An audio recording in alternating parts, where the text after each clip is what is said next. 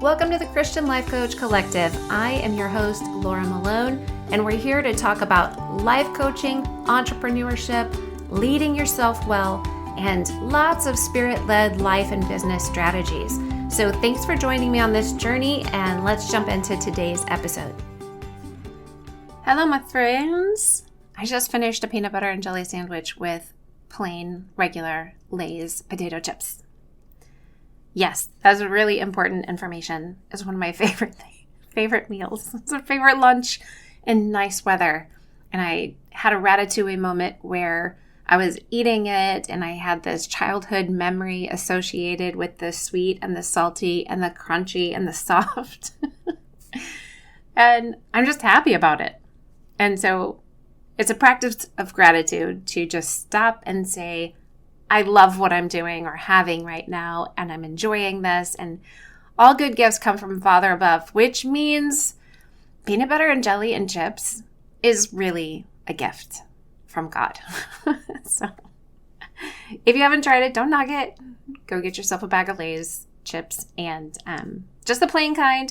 Now, when I was buying these, I will tell you, I found that they had IHOP strawberry pancakes with maple syrup and bacon flavored chips. And yes, I bought it. They're limited time. And I just wanted to know it was worth the $2.49 to know what they tasted like. And it was like crunchy strawberry jelly. And yes, I loved it. So I'm just want to share good things with you in the world.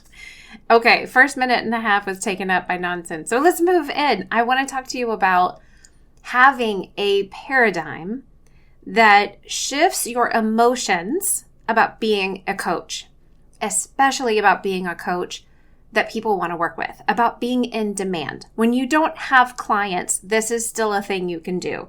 When you don't have as many clients as you want to have, it's still a place that you can take responsibility and take yourself to. You can think this way and feel this way and believe this even when it's not manifest in front of you, it's not scheduled on your calendar. That is what faith is. We're believing in the things we cannot see. And we are believing as coaches that you have clients who want to work with you. You just haven't met them yet. They haven't met you. But when those things converge, they will. And that is going to be how you step into greater confidence is by cultivating your own paradigm, the things that you're thinking and the imaginations that you're having and the things that you believe based on what you think and imagine. All of your beliefs are being formed about your business, your capability, your possibilities, your capacity, your worthiness. It's all being formed based on what you're thinking. So that's why in the Christian Life Coach Collective, the Facebook group, when you get in there, we're challenging one another. We're working and speaking life into one another. And we are talking about things and getting questions that make us find answers within ourselves so that we will show up. We need some solid reasons why we're after this thing. We've got to start showing up and do it more consistently. And I want to give you all of the tools how. So here are some things that happen in the mind of a coach who has clients. And I want you to consider writing these down and starting to actually think this way. Think like the person you want to be. Think and feel and believe and imagine and have vision, what I call visionating. We're just visionating about the future and let it become part of you now. And I want you to think these kinds of things. People want to work with me. People pay me to coach them. People schedule consultations or discovery calls, consults, whatever you call them. Maybe you don't call them anything yet because you're not doing them. Okay, let's just call them consults, okay? Let's keep it easy. Don't get in the weeds about it. I want you to think, people buy my coaching offers without me lowering the price. I am a good coach right now. I was a great coach in that session.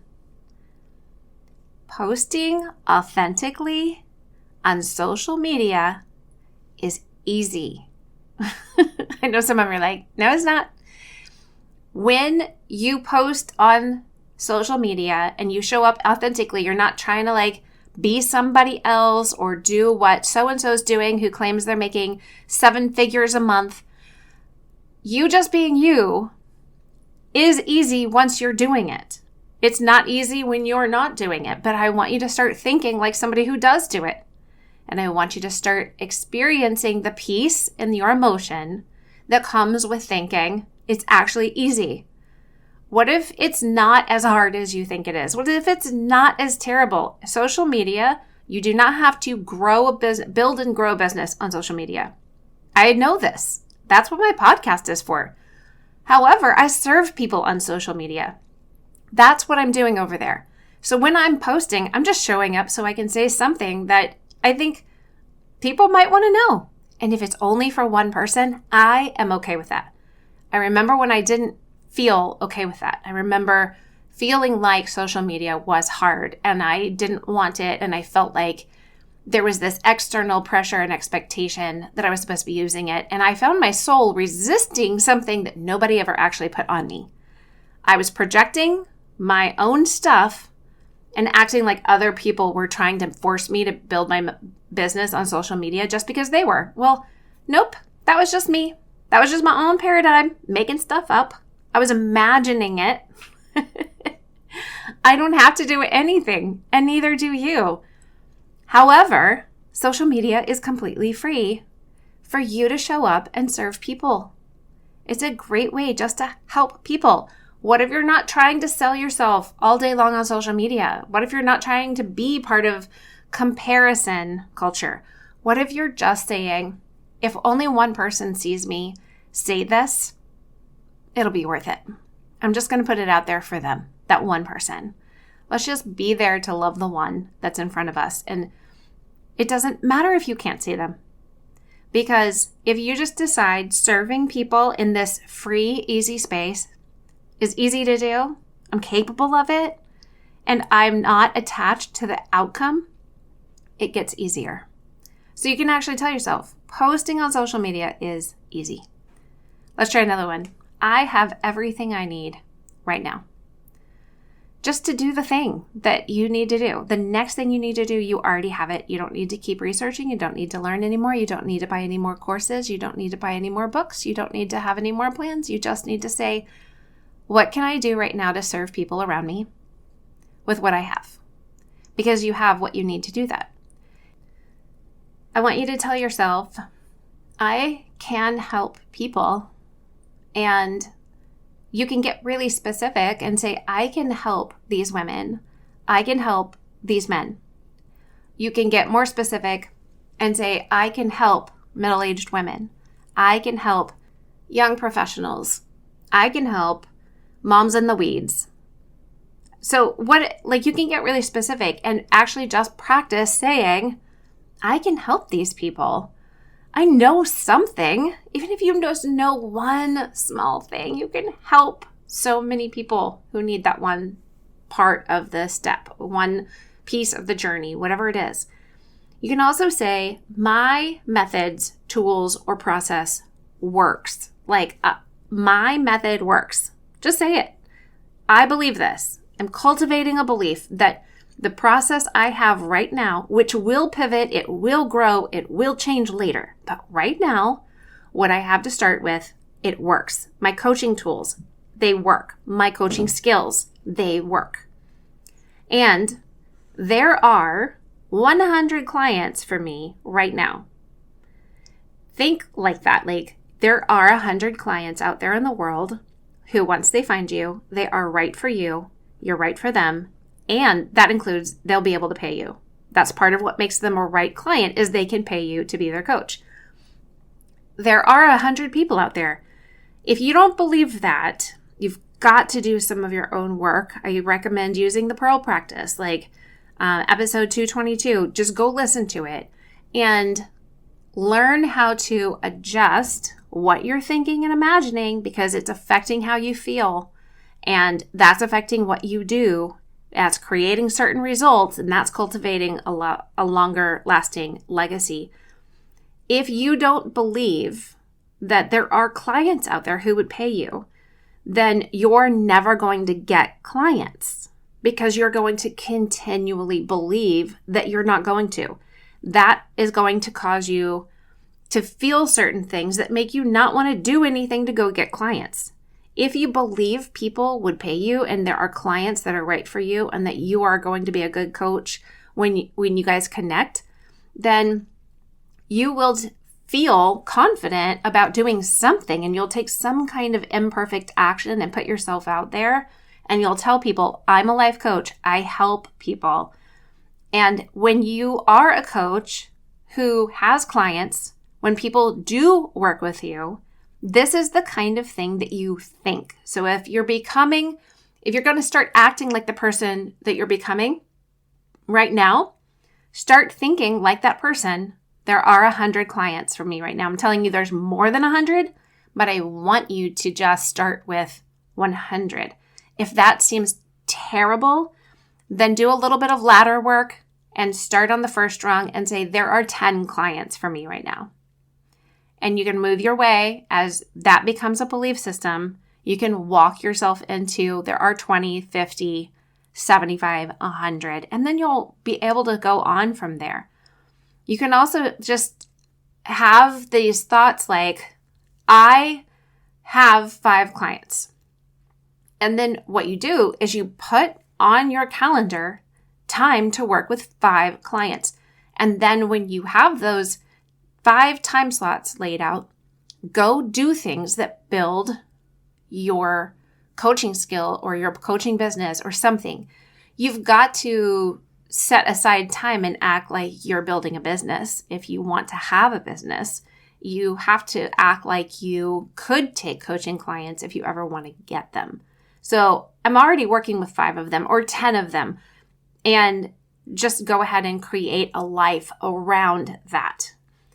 You're going to take action that leads to getting clients if you operate that way.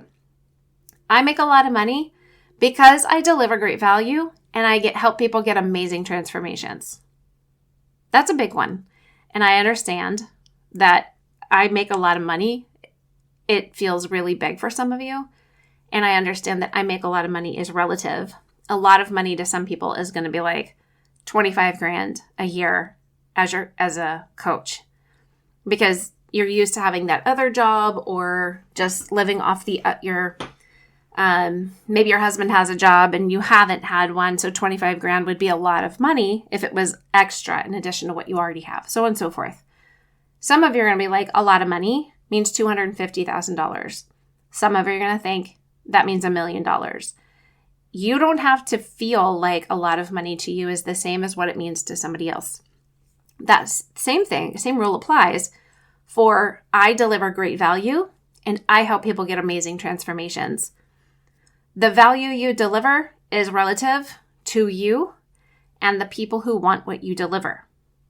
They're the ones that assign value to it. They want it, it has value. They don't want it, it doesn't have value. And you getting your clients amazing transformations, that also is relative. And that's okay. They're going to get different transformations than they would get if they worked with a different coach. That's supposed to be. That is not bad or wrong for either one of you. It doesn't say anything. It just means you have different skills, you have different callings, and that's the point. You're like, I wouldn't want everybody to work with me. I'm not the right coach for everybody. I would say to some people, you need to go work with this coach or that coach because they're better at getting you the kinds of results that you want than I am. And that's okay. And I will say, just to wrap this up, you've heard me say this before several times, but I would say that one of my favorite thoughts to live from, to marinate in, is I have the best job in the world. And not a lot of people can say that, but I really can. I really do believe I have the best job in the world and I work with the best people in the world. And it's my favorite thing to do. You start acting like that and all of these other things will fall in line and you're going to want to do all of the little nitty-gritty things that feel hard and mundane or uncomfortable or scary, you're going to want to do them because you realize they're just little things that you do and then they're over, but they help you succeed in having the best job in the world. And that kind of thought, when that's the root of your paradigm, you want to pour yourself out. You feel so excited. You don't even care if people want to pay you. You want to help people get all of the value that you possibly can pour out. You want to help all of the transformations. You want to help them find their true identity.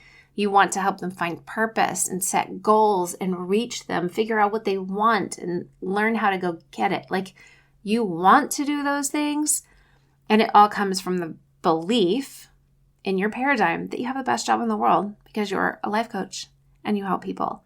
So let the things that you think cultivate emotions like confidence and bravery and courage and certainty, and then let those emotions drive actions like showing up and being consistent and talking to strangers and talking to people you know and saying, I'm a life coach, I help people.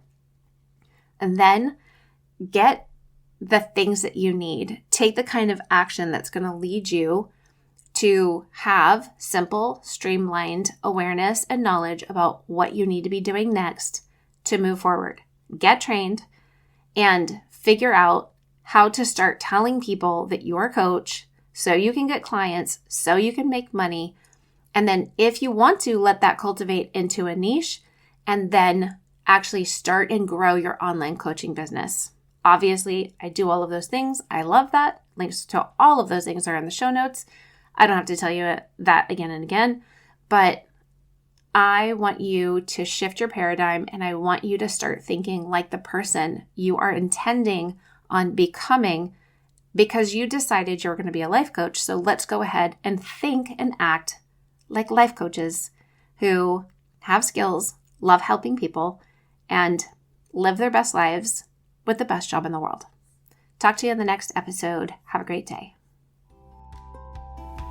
Hey friends, don't forget to jump into the Christian Life Coach Collective Facebook group if you haven't already, so you can connect with like-directed people and get free resources and ask for feedback, all the things that are going to help support you on your calling as a coach. I hope to see you in there, and don't forget to subscribe to the show.